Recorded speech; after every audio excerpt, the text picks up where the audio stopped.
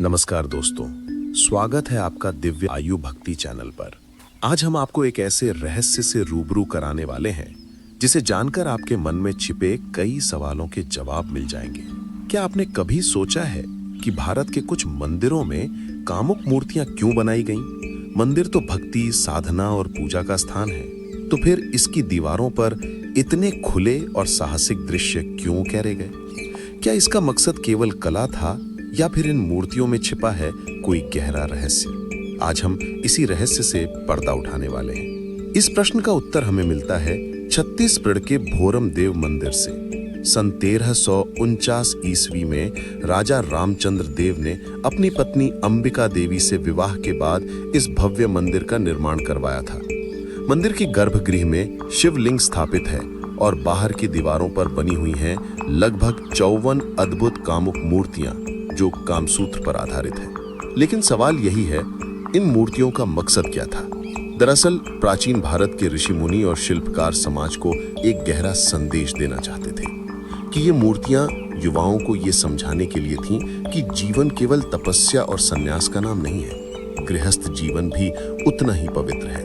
विवाह, परिवार और संबंध ये सब धर्म के मार्ग का हिस्सा है। इन मूर्तियों के जरिए ये संदेश दिया गया कि शारीरिक आकर्षण पाप नहीं है, बल्कि इसे धर्म और विवाह की मर्यादा में जीना चाहिए। जीवन केवल संन्यास और तपस्या तक सीमित नहीं है। मानव जीवन का असली उद्देश्य है गृहस्थ जीवन अपनाना, विवाह करना और परिवार के माध्यम से धर्म और समाज का पालन करना।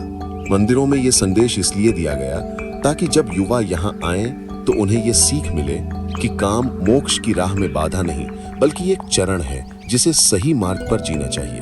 इन्हें देखकर यह सिखाया जाता था कि शारीरिक आकर्षण को दबाना नहीं है, बल्कि उसे धर्म और विवाह के दायरे में साधना है। स्थानीय लोग इस मंदिर को दुल्हा देव मंदिर भी कहते हैं। मड़वा शब्द का छत्तीसगढ़ की भाषा में अर्थ है मड़वा, यानी कि विवाह मंडप, और यही कारण है कि ये मंदिर विवाह संस्कारों से भी जुड़ा माना जाता है।